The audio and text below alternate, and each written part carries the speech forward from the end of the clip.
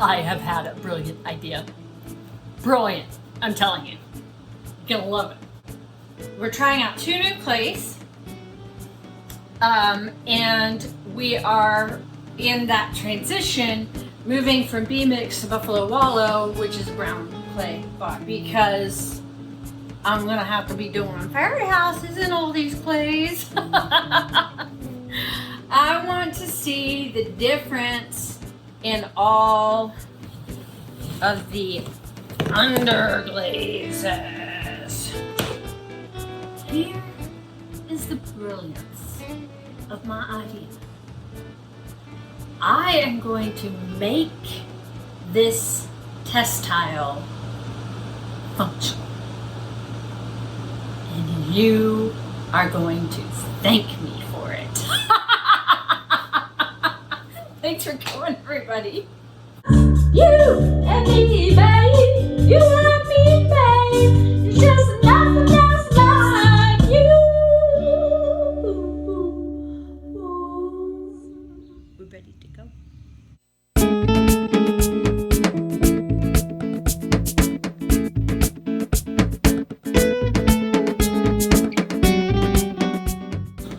Styrofoam insulation.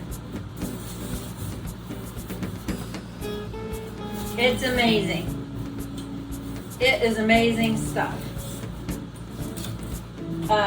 It comes with this nice plastic on it. That is great for draping over your pieces. It comes in huge 4x8 sheets of like plywood. And you take a razor blade with you to the store, and then all you gotta do is score it, slice it with the knife, and pop it. I'll show you what I mean. But first, let me tell you what I'm doing. I have this extrusion here, and it's hollow in the middle, right? And so if I slice it down the middle, first of all, ask me how I know I'm not going to get a straight cut. But I'm not. Secondly, I can only slice one side at a time and really trust that. Thirdly, it's oval. So if I put it on its side like this, it's leather hard enough that it can handle that. But I really just like to have a guide that's going to keep my line straight. So I'm gonna measure this, and it looks like it's about 10 centimeters. So I need something that is 5 centimeters tall on both sides. I'm going to sandwich this on the inside of it and then cut it with this handy dandy wire tool.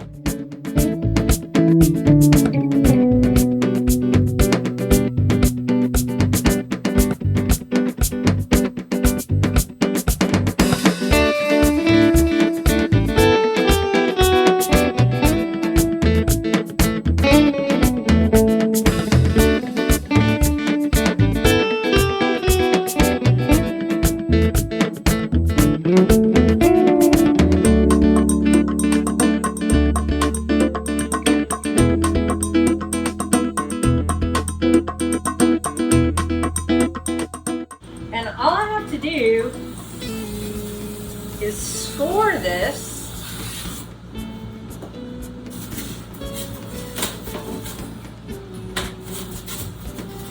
and then it will just pop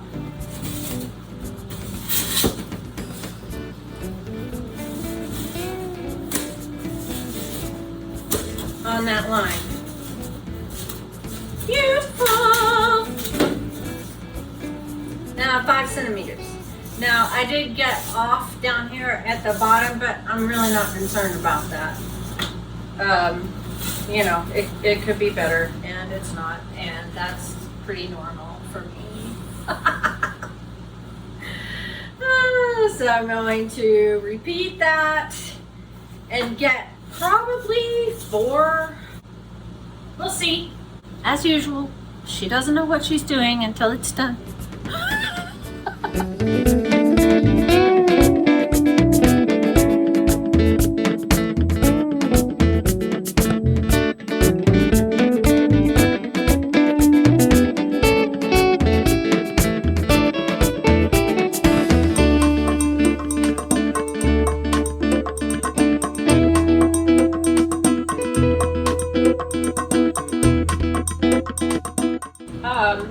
There is a learning curve.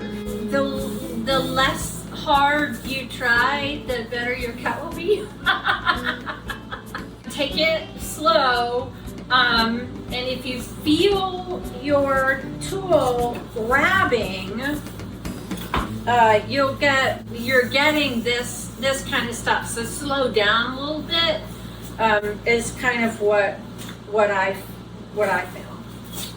So, other great things you can do with this stuff though is that you can make your own mold of just about anything.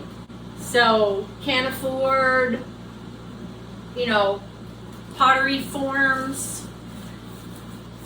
You can make them out of this. They're not going to last as long as the big fancy wooden ones, but you're just you just need a form. So once you get really good at cutting this stuff, you know, you can make all sorts of forms. You can make drape molds out of it. You can make slump molds out of it. Now let's see how this works.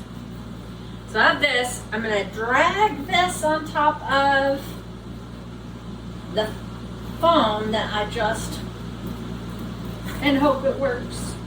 Looks like it's gonna work. What's more, looks like I'm gonna be able to let go of it when I need to. Oh my gosh, that's huge. Look! Look!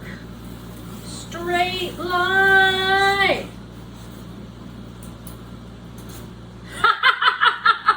Yes! Okay, let's see how close I got it to halfway.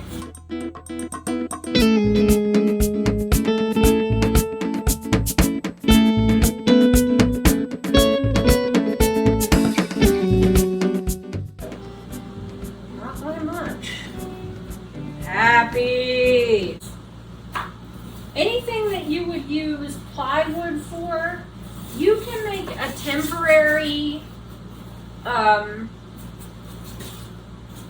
system with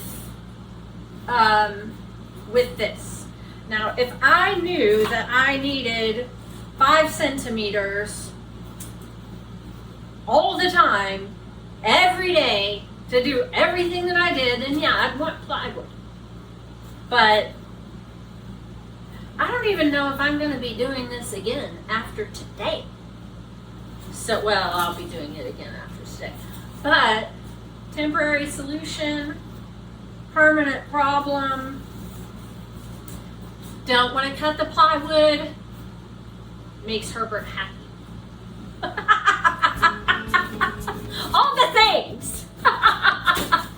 So go get some. It's fantastic stuff in the studio.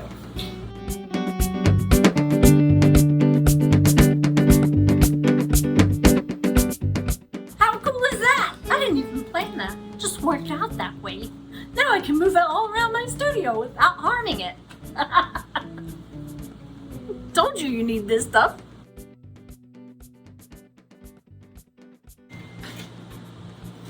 So this is my thoughts.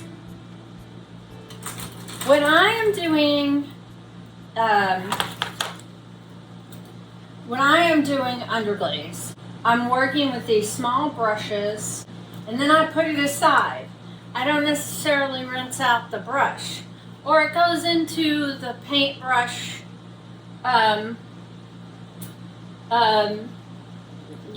rinse water, goes into the paintbrush, rinse water, and stays there and bends all my bristles all funky. See how funky that one's gotten? Yeah. So my thoughts are that I can paint a strip onto this extrusion of all of my colors, label it somehow. I'm not really sure exactly how I'm going to do that yet. I can make an indentation after I paint it all in or before.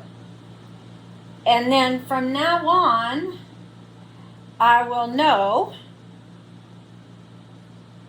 that I painted this with leaf green, and this is the last brush that I used with leaf green because it still has paint on it.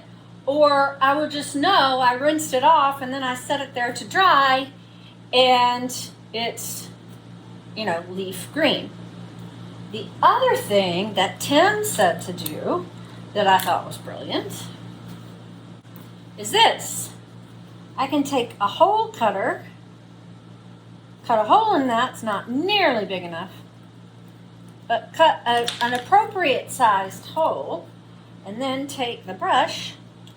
Ta-da! And I know this brush was last used with leaf green if I don't want to rinse it out, or it can sit there and dry. So that's the idea. What do you think? I think it's going to be brilliant. I just got to work out the parameters.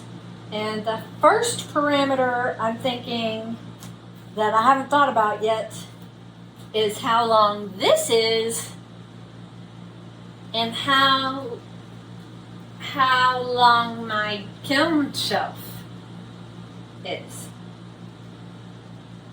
Exciting! Don't y'all think this is cool? I think this is cool.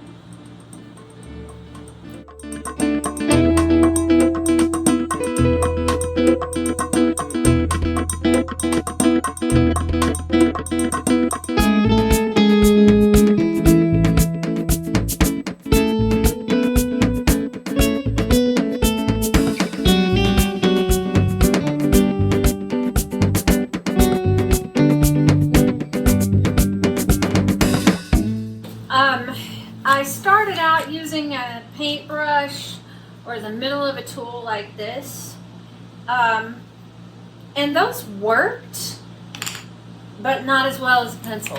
I just put it in here like this and wiggle down and put it in there, wiggle down like that until I could fill the counter over here, and I got all my slots. This is the coolest cutter ever. Now, it does not work for everything, but for the stuff that it works for, it works so well.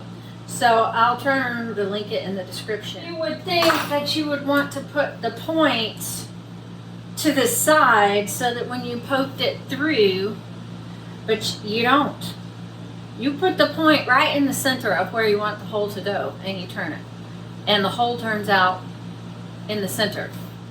Ask me how I know. So these are great. I don't use them all the time. You can use a drill bit, but I didn't want to use a punch tool like this because if I press that down into this clay, it's on a roll like this. I'm just going to weaken it. I really wanted to cut the clay away, and so that's nifty hole maker. So I need to clean this clay up, and then I need to let it sit for a while because I just introduced a whole bunch of water to it, and I weakened this whole line with all these holes. So now it's weak and waterlogged, and it needs to hang out for a while. So we're gonna let it do just that. Alrighty, check it out. Bone dry, ready to go. I tried to scratch the word bee mix in underneath here a little past the point of dryness that it could take that. So I'm gonna have to paint that in, but I left some gradu in there because I felt like the top was really weak. But this sand that right off. I'm gonna need a mask to do that though, along with any other, you know, fingernail marks or whatever. But super, super excited to see these in action. But it's gonna be a while. It's gonna be a while because I've got to do this with like 5 other clays. I only want to get every underglaze color that I own out one time. And then I'll paint all of these at the bone dry stage. And then I will have all of my sample colors out, a place to put my brushes, keep things organized, because when I do underglazing, I usually do it for 2 or 3 days in a row, and I usually don't rinse out my brushes in between. So I'm gonna put a mask on, I'm gonna finish these up, and then I will let you know when we get colors on these finally, because I am super pumped to use these. Super pumped. But there's so much to do until then. Crazy. Y'all have a great day. Thanks for coming. We'll see you next time.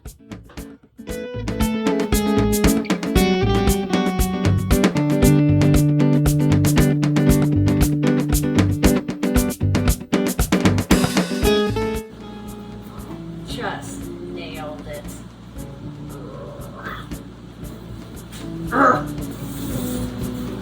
Anyway, as long as I keep my fingernails out of the clay, this will be beautiful. This will be beautiful in a couple of days, as long as I keep my fingernails out of the clay. Oh, that needs to be on a poster and hung up in the pottery studio somewhere.